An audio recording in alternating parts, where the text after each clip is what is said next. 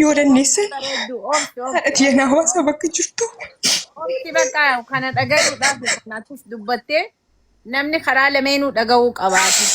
Nuti namni isiin beennu haadha tiyya hawaasa yoo jiraattis yoo duutes yoo jiraachuu yoo jiraattis yoo duutes haadha tiyya du'aashiitis haa ta'u jiraashii nan barbaadaan isinii galee jira miti. Kan dubbatee bichaa miti kan dhugaa qabu maqaa keenya hin baasnu jennee callisni malee madaa garaa keenya qabna. Idimee kiyya malee karaan natti beesii galee jira miti. Idimee kiyya malee maqaan natti bee idimee kiyya malee biyyaan hin beekne keessa tan karaattate waan meeqa hojjechaa ture. Kushiina gandaa keessa burcuqqoo xaabiin ta'e balaa isaatiin jechuudha. Si galee jira miti kanti miidiyaa irratti ba'ee dubbate bichaa miti kan dhugaa qabu. Dhagaa ta'ee jechuudha. Hundi keessa nuna dhagaa jirtu. Ani waan biraan barbaadu waan barbaade isaa godhu si galee jiratti. Haadha tiyya du'aa ishiitis haa ta'u jiraashii naa baasa. Sa'aatii 24 darbaa jirti bilbilli ishiiyyuu waama namni kaasan jiru ofan ejjeese hiikkadha maqaa balaa kiyyaan jecha iddiliin keessan irra ga'e natu akkanas hin godhe jettee miiseejii eega barreessite sa'aatii 24 guutuutti jirti. Isinii galee jira miti. Bo'uun barbaadu immaan kun mul'ifachuun barbaadu si galeera miti.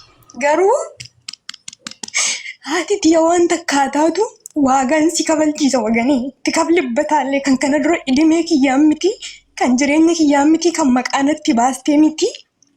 Haati tiyya waan nama itti takkaa bilbilaa taatu jira laanta biyya Itoophiyaa neetworkiin isii gabaa rakkisaa jira. Mee ijoollee as jala jirtu ijoollee Itoophiyaa ijoollee biyya keenyaa galchaa laalaa eenyu akka inni itti godhe eenyu akkamitti akka isheen jireenya akkamii akka isheen jiraachaa turte.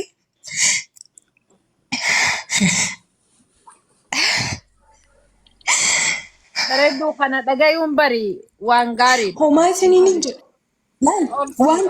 Laali sittiin hima obboleettii koo wanta akkasiin hin jedhu iddiliin narra ga'e kuni iddiliin ijoollee anaa fi haadha tiyya irra ga'e kuni iddiliin nanarra ga'e nama kamiifuu na'u obboleettii koo nama kamiifuu intala waggaa 14 tiyya ni lagguun beeku gaafa inni manaa baasee akka qoshaashaatti dhagatu. Si galee jira miti. Balee gara fayyadu. Hin boo'ina. Dhagaa jirtu horii hundi keessanuu har'a kabaddaa inni shiidha si galeera miti.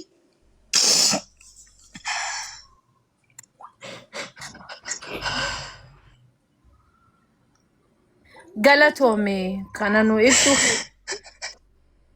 nagaa rabbii isii haa godhu hamtuun isiin argatini jechi namaa uumaa naman godhuti qabaadhu jabeenyaan as ga'uun kee waan guddaadha. Haadha keetillee tasgabbeeffadhu. Dhaggeeffadhu obboleettii koo gara keessatti na dubbisi bilbila biraan qabu bilbila kana qofaan qaba malee sagalee isaa sinan dhaggeeffachiisa abbaan ilmoo ofiitii waan jedhu dhageessa abbaan ilmoo ofiitii waan jedhu dhageessa keessa na dubbisiifan ergaa abbaan ofii bee balleessituyyuu akkas namaan hin jedhu akkas namaan hin jedhu badduuyyuu ta'e akkas namaan hin jedhu si galee jira miti abbaan ofii akkas namaan hin jedhu. Laali miidiyaa irratti ba'eeti ijoolleen tiyyaa miti diqaaladha abbaa ishiin beeku diqaaladha narraa baasa narraa riyaa jedhee waan meeqa haasee si galeera miti. Har'a garuu nutu badduu ta'e nutu maqaan nu ba'e si galeera miti of gaarii godhe ijoollee leemmuu ijoollee camarrii kan jedhamte galchaa ta'u dhugaa baasa haati tiyya lubbuudhaan jiraachuu ishiin beeku. Obsi. Dubartii galee jira miti. Qormaata qaba duraan dursaa. Ani maal keessa akka hin darbinatu beeka edmee kiyya malee waan meeqa akka hin arginatu beeka balaa isaatti obboleettii. Namoota waan kana ni godhan jettee ati beektus yoo jiraatte isumarraa dhugaa dhageenyaa jechuudha. Garuu ati akka abbaa ilmaaniititti rabbiin umrii dheertus yaa kennu ijoollee teetis qabadhu waan takka illee suuta baramaa isii wajjin walitti araaramuu barbaadnaan waa'ee isiidha. Isii wajjin haasofta. Amma immoo naa dhiheessaa isii jettee hawaasa keetitti iyyachuun feesisaadha natti fakkaata.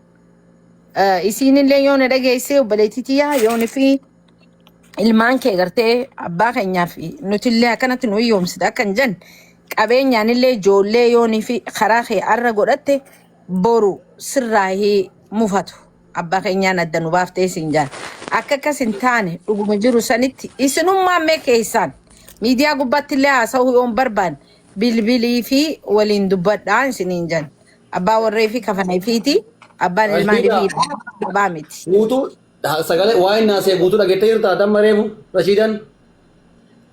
Dhageenye lakkii saniifin siin jee barte qobbeetiin deebi'ee dhiifamaa. Irra deebiitti miisiin dhageenye asi dhagaane warre hin beeku yeroo kishin jirtu itti madhu.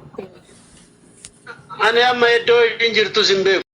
Sadeen manaa baatee xarrii 17 manaa baate. Harri amma jiini kun ji'a 5ffaa keessa jirti. Biyya alaa jiraatte, biyya keessa jiraatte, akkuma jedhan biyya natti heerumte. Innaa iddoon ishiitti dhokattee jirtu hin beeku. Kanaaf ani silkii ishiillee hin beeku. Ijoolleen illee waliin haasawa qabu. Ijoolleen illee silkii nu kennaa jennaan didanii firrillee gaafannaa silkii ishiin qabnu. Silkii nu tiiktookidhaan onlaayiniidhaan beekna malee ishiitu sarchi nu malee nu hin beeknu jedhanii deebisan. Biyya ishiin jirtu eessa akka jirtu eessa akka maal taate tiiktook irratti yeroo tokko namni sarchi naa godha malee ollaa gannaa buusee naa erga malee ani iddoon ishiin jirtullee hin beeku. Kanaaf erga guyyaa gaafa manaa baatee xarrii bultii 17 manaa baatee naan bilbillee hagammaa jecha akka jirtu sin beeku. Naa bilbilteetis hin beeku. Kanaasaa waliin qaban ijoolleedhaan haasa'u qabdi. Buzaayyoo waganeetii fi madaaniitu waganee kan jedhaman hin jiru. Tiiktookni isaaniitii fi himoon isaanii beetii waganiif immoo kiyyaa kan jedhamtutu jira. Wayin buzaayyoo waganee kan jedhamu hin qabu waan ta'eef ijoolleen tun beeruuti jirti. Ishii wajjin haasawaa qabu jecha akka jirtu san hin beeku. Dubaay jirtii malee wanni nani beeku hin jiru jechuu barbaadeetan obboleettii ta'u. Rashiida dhageette? Dhageette? Haalaanis dhagee jira baratti jalatti barreesseetu naa deebisuu diddee amma maal si fakkaata isiin heerumtee fi biyyaa baatee fi biyya jiraatte ana kan biyyaa baate natti fakkaata reefu obboleettiin isii akka bochu suni madaamii isii bilbila isii hin qabu jette ogurraan qalbeeffattanii dhaggeeffattan sini galee amma gaa namni oguu biyya alaa bahee isin jireenya keessan jijjiiruudhaaf yoo baate nu dhagaa jirtii natti fakkaata namni biyya alaa jiru ni dhaggeeffata bakka yurraa'u tiktaak irraan dhabamu miidiyaa kana yoo arran dhageenyallee guyyaa biraan dhageessii jechuu kanaafuu ati dhaamsi isiif qabu hammeenya otoo hin taane haadha ilmaan keetii namni illee gorsee yoo karaa malee isii deemsise akka ati dhimma irraan qabaan jireenya kee oofachuu barbaadu dhaamsa dabarfadhuun siin ja'an akka nama tokkotti. Kanatti malee akka amma miira keessa seentee namoota maqaa gooytee isiillee akkasitti gartee narraa fuudhanii ani viidiyoo hedduu anin dhaggeeffadhee fi beeka. Wanni qurxii nyaachisanii maarree narraa godhanii akkanatti deemsisanii isin ijoollee miti nama guddaadha. Badii namni ni godha yoo godhellee irraa deebi'a garuu namni itti deebi'an kun nama simatu moo nama siman nama xiiqii sirraa bahuu barbaadu. Haasa warraa namni namaaf gala. Angorsi kiyyaatiif kana. Oo dandeesse nama jibbaarraa qabu natti hin fakkaattu. Laaloo obboleettii too dhaga'i. Ani amma intala tana yoo jette isaa obboleewwan gara ishiin gara abbaa waliin dhalatan keessaa ijoolleen ishii bataa muuraana naachuu dooktora ituuwwan injinaara obboleewwan ishii jechaadha. Yeroo isaan jaalalas haa ta'uu jaalalaanis haa ta'uu waan akkaataaf malee jaalallis nu godhu ijoolleen mana barnootaa wajjin ani mana barnootaa keessaa hin baasee fudhadhe. Gaafa nan ishii fudhu ijoolleen obboleewwan ishii kutuba ishiitti illee hangafni ishiitti illee hojii mootummaa qabatanii jiru. Ani garuu anaaf jettee jaalalaatiif jettee intalli tuni ana wajjin makaraas beelas deebus waa hunda dandeessee waan keessa dabarre amma odoonaa sa'ee hin dhumu miidiyaa irratti haasa'uun hin danda'amu amma kana waan ta'eef ishiin isin beetti sadarkaa obboleewwan ishii biraa hin hafini isaanii obboleewwan ishiitii gadi akkam bulle obboleewwan ishii baratanii abbaan ishii nama baratee iddoo sanan isaan kuubaadhe ishiin illee nama baratee yookaan iddoo tokko abbaan teechi danda'u. Iddoo tokko hin galchaa ture. Har'a immoo garuu egaa carraa ishii hidhamee ani carraan koo hidhamaadha. Barmoonni kiyyallee gadi aanaadha waan ta'eef carraan koo egaa hidhamee. Carraa biyya Arabaa kana namni hundi hin argatu hunduu dhaquunuu dhabee bu'a. Jedhee intala tara guyyaa gizee afuraffaan yeroo afuraffaa biyya Arabaatti deebitee Duubaay waggaa 4 fi ji'a 9 deebuu ishiiti amma. Suudi Arabiyaa waggaa 2 teessee achi deebitee Sudaman no Dubai deemtee jira. Mijoon tuni gizee afuraffaa biyya alaatti deebise. Maaliif sadarkaa ishii kanaan daa'ima amma ishiin hiriyaa ishiitii gadi akka hin taane akka ishiin namaa gadi hin taane ani yoo carraan koo hidhame ishiin hidhu ishii ofii kootti of akkosaakkoleen ofii kootii beela'ee dhooboddeen ishiin akka ishii fuula ishii badu hin barbaadu. Fuulli ishii akka ishiin tashama akka hin barbaadu. Fuula ishiirraa akka bookeen bu'u hin barbaadu. Tisiisni bu'u hin barbaadu. Ani nama akkanaati har'allee borullee taanaan haadha maatii kootiti haadha manaa kootii kana waan taateef nangalallee jennaan araarallee jennaan ani fi qaadanyaadha siin jechuu barbaade tan obboleettii to. Rashida sadagaa jira. Galatoomi laal kana jechoota akkanaa kana miira keessa seentee waan jajjachuufanii fi kan akka ammeenyaaf hin jenne ibsa kana kan nuuf galatoomi. Ilmaan kee akka isii hubnirra boonfeen waan gaariidha. Abbaa warraa akkasuma namaa yaada. Si dhagahaa yoo jiraatte yookaanis namuu waraabeeti waan kana gadhiisaa beeki. Hojiin nuti warra miidiyaadha. Haasaa asirratti deemu babal'isuudha. Waan kana ta'eef isiin duraanuu eega biyya Arabaa deemtee as deebi'uu turte.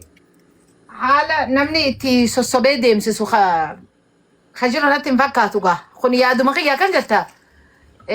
Namni duraan ala bahee deemee deebi'e. Namni biraa sossobee viizaa sii baafnaa maal sii baafnaa akka ati jettu sanitti ka godhan natti hin fakkaatu. Miira keessa yoo seentee jiraatte miira irraa akka baatutti. Agartee nagaan walitti deebitanitti. Ilaalaale. Amma bakka ati jettu kanatti namni hin jira. Firas ta'e alagaas ta'e hin jira. Keessiin ishii bira jiru hin jira sii galee. Kanaaf amma ishiin kallattiin ishiin itti mana baatellee tokko maallaqallee haa qaadanii haa shawwadanii maallaqallee haa nyaatamuu baattuun beekuu kallattiin ishiin itti mana baatellee biyya alaatte maallaqa intalaa birrii kan nyaate namatu nyaate birrii nyaatamuun gilsiidha. Ishiin garaa dhoffatte malee ishiin birrii nyaatamuun dhugaadha. Dambe deebitee immoo nama jiraachuun immoo kallattiidhaan dhugaadha.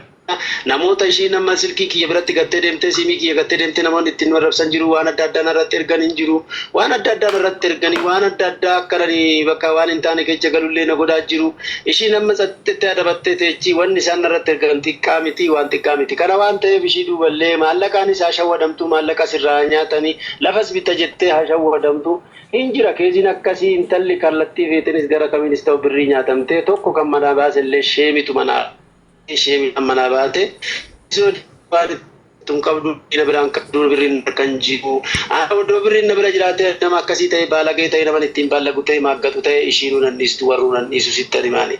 Kanaaf amma waan hunda keessattuu intalli sheemitu qabee sheemii kanan jennetu qabee tokkoffaa manaa baate namni illee duuba jira namni illee kaleessa illee biyya alaa teessee tiktoka waliin haasaa turte maal adda addaa waan godhu waan ta'eef isan waliin beenna ta'e ishiin isin beetti isan hundaa dhiisee taran yoo dhaga'u callisee kottu galee galchee sossobee dhiifama gaafadhee balleechallee dhiifama naa godhi jedhee sossobee galchee garuu galtu kanallee ishiin kallattiin na wajjin jiraachuuf hin galle natti fakkaate salaloo kiyya dhuftee harka duwwaa dhuftee gaafa kaan ol jettee kaatee battee maalee ani har'allee borullee balballi kiyya banaadha.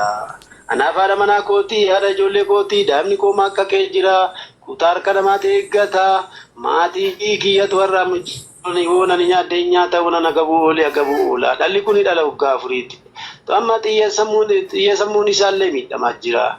Yeroo ishiin hin dhufin gisee duraa sanuu wayyaa amma erga ishiin dhuftee deemtee daa'imti baay'een harkatti dhukkubsatee jira. Baay'ee cinqamee jira daa'imti immoo akka malee harkaa dhukkubsatee jira waan ta'eef naa of astaamee daa'ima astaamamuu hin dandeenye ani daa'ima kootti nangala'oo yoo itti bakka jirtu galuu hin dandeessi mirga ishiiti har'allee barullee balballi qobana anaaf ishiif gilsiidha hojii ofii cubbuu ishii kanatti seenuu ishiidha waan ofii ishiitti facaafattee hin hammatti waan ta'eef kanaaf ani har'a barullee balballi kibbanaadha jechuu barbaade tan ofoletti tola kanumatti sittaa isaa hin beetti kana mulu amma waan ishii sii deebistu hin beeku waan ishiin himattu hin qabdu naan rabsee akkas godhee maali naan jedhee na dabaddabee jette ani dabaddabuu miti firatti baasuu gosatti baasuu malee waan takka ishii wanni hin miidhes hin jiru qotiyoon afisitti hin dubbanne qotiyoonis baddee jireenyi kootis badee haa badu ani isin dadhabuu galii taa'ii qofaan wanni nan ishiitti dubbanne.